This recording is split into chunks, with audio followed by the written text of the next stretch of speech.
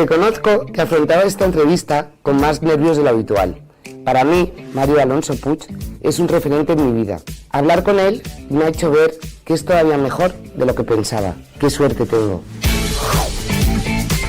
Mario Alonso Puig, qué honor tenerte en este Chester conmigo. Bueno, qué ilusión estar contigo, Marta Barroso.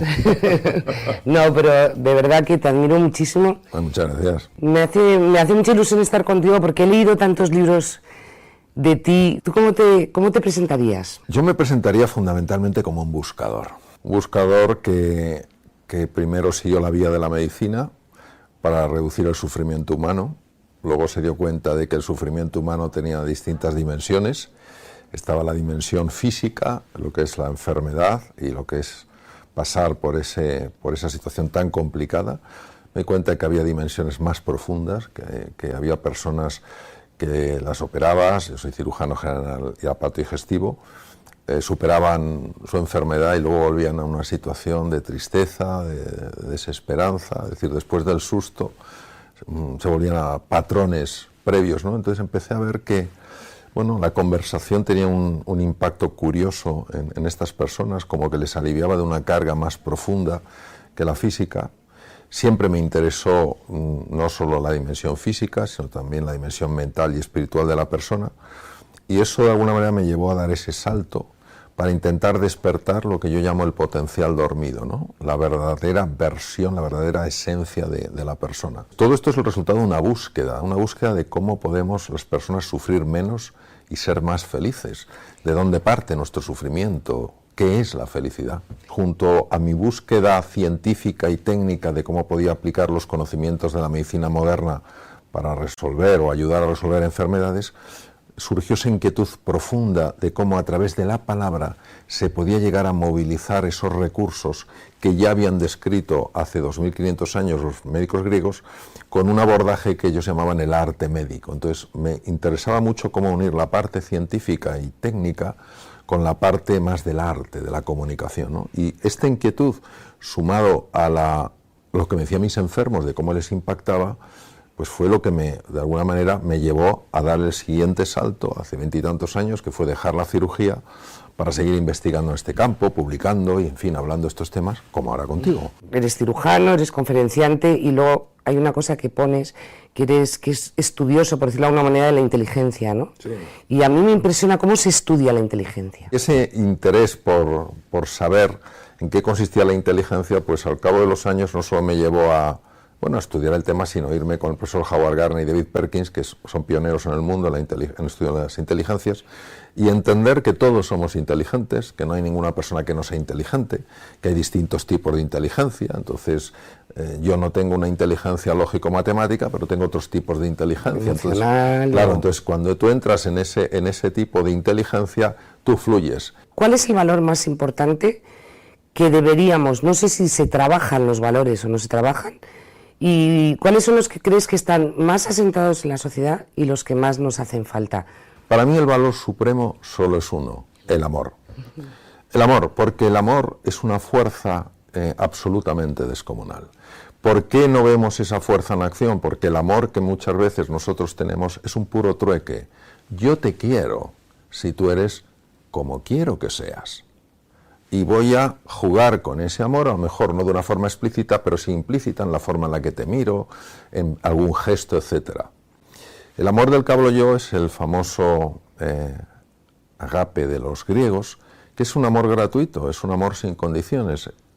El poder de este amor es tan brutal, porque cuando una persona se siente amada de esa manera, algo en su interior empieza a reconocer su verdadera esencia, su verdadera procedencia.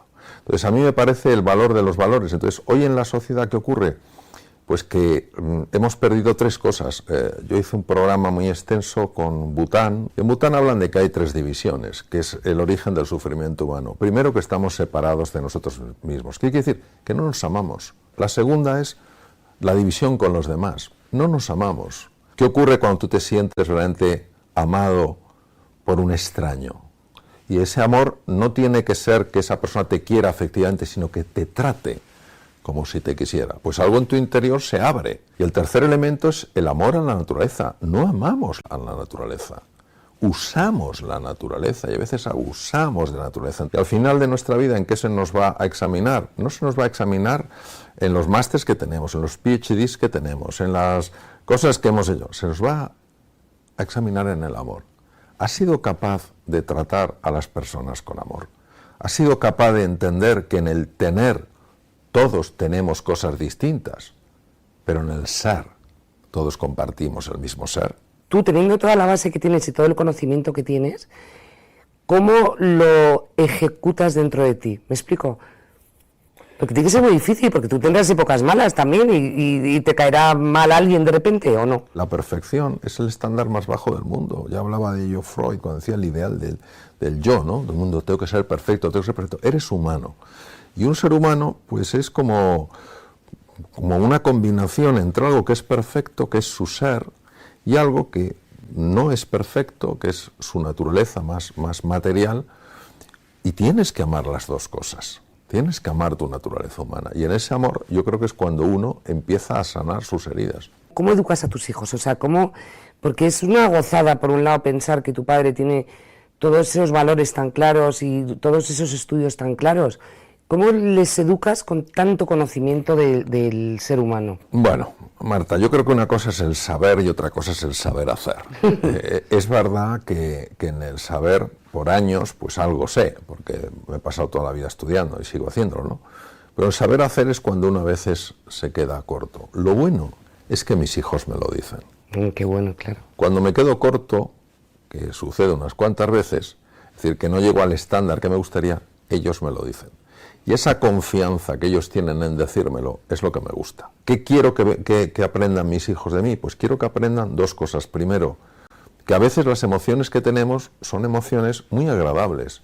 Oye, pues el amor, la ilusión, el entusiasmo, la confianza. Y otras veces son emociones duras, como la frustración, la sensación de impotencia, la sensación de desesperanza, y que forman parte de la naturaleza humana. Y que intentar acallar unas, es decir, hay emociones buenas y emociones malas. No, son emociones, son energía en acción. Entonces, una vez que ellos ven esas emociones y no tienes esa obsesión en taparlo, para que no vean este momento, una situación de miedo, lo segundo es decir, la persona libre no es la que vive de acuerdo a sus emociones, sino de acuerdo a sus elecciones. A pesar de que tengo miedo, voy a hacer esto. Ayer me enteré que existía en 2 países, me parece, o 3, el Ministerio de la Soledad. ¿Qué es eso del Ministerio de Soledad? ¿Cómo puede llegar un país a tener un Ministerio de la Soledad? Es que me parece durísimo. Y la soledad puede ser muy confusa, porque puedes tener una persona que esté rodeada por un montón de personas y sentirse profundamente sola. Entonces, la soledad surge cuando tú no puedes abrir tu corazón, porque sabes que no va a haber un deseo real de comprenderte, sino que lo más fácil es que te juzguen. La soledad surge cuando sientes que tú no perteneces.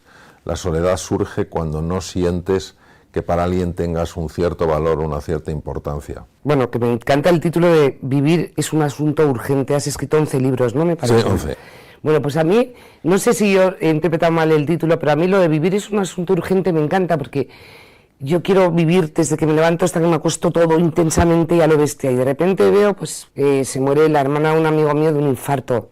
A mí ahí es cuando me sale la frase que a mí más me gusta, que es la vida es ahora. Porque no tenemos ni idea de lo que nos va a pasar dentro de 5 minutos. El libro Vivir es un asunto urgente trata del estrés y trata de las relaciones.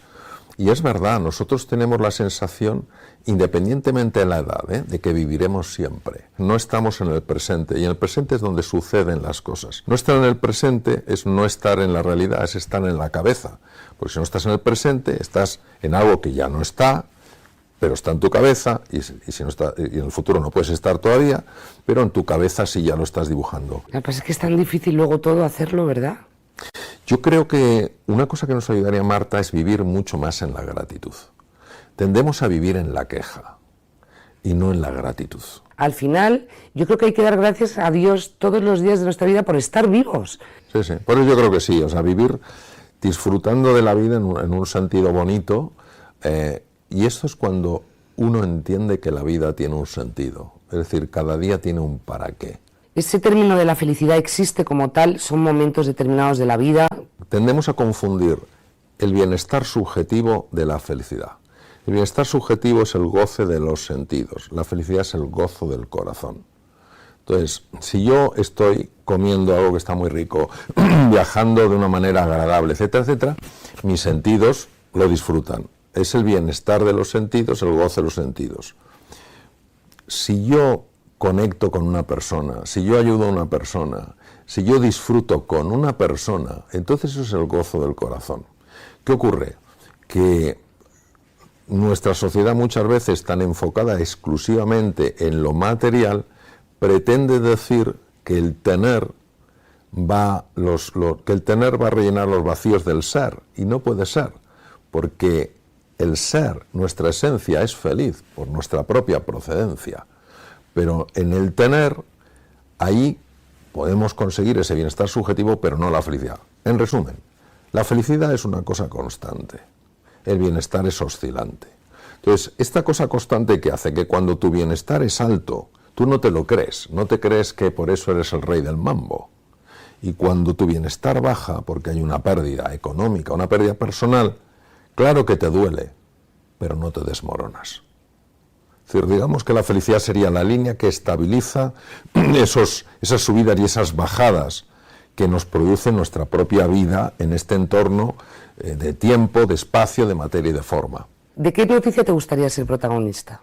Sí me gustaría ser protagonista de una noticia, por sencilla que fuera, donde grupos rivales, de alguna manera, se abrazan pensando en el bien común. Y entonces, ¿qué podemos construir juntos? Y entonces se puede construir muchas cosas. ¿Cómo se puede convivir con lo que llamas diestrés y la alegría?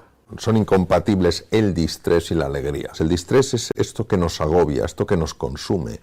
Y acaba, obviamente, como él demostró clarísimamente, acaba en enfermedad, acaba en depresión, acaba, etc. Entonces, el distrés no es compatible con la alegría, ni siquiera es compatible con la salud, no es compatible con la relación humana. Es muy difícil experimentar alegría si tú simultáneamente estás proyectando en el futuro un problema y tu incapacidad para resolverlo.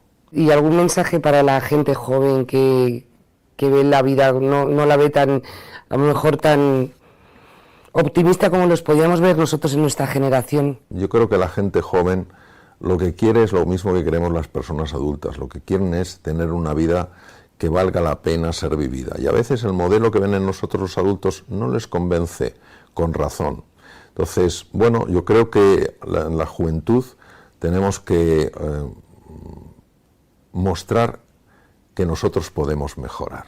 ¿Cómo podemos nosotros empezar a dar ejemplo? Porque ellos sí nos están mirando, sí nos están mirando. Entonces, creo que si de alguna manera buscamos dar ejemplo y recuperamos la importancia, los valores, por eso creo que este espacio es tan importante, los valores, aquello que orienta nuestra vida de una forma positiva. Cuando la gente joven esté menos confusa, ese talento que tienen, esas ganas que tienen de ser felices, eso va a aflorar. Hay una cosa que yo siempre les he dicho a mis hijos desde pequeños, quiero ver que para mí es el poder de la sonrisa. Tú ten en cuenta que nuestro cerebro está constantemente leyendo lo que hay en el rostro. Si tú estás sonriendo, en el fondo, ¿qué le estás transmitiendo? Todo está bien. Solo con eso ya empieza a cambiar el estado de ánimo. Imagínate si hay esa disposición diaria a sonreír. Bueno, pues ahí he acertado con los niños. Has acertado porque tú eres pura sonrisa. Tú eres pura sonrisa. Me ha encantado tenerte aquí, Mario, de verdad. Me quedaría contigo, vamos, hablando horas y horas. Muchas gracias por estar aquí. Gracias a ti, gracias.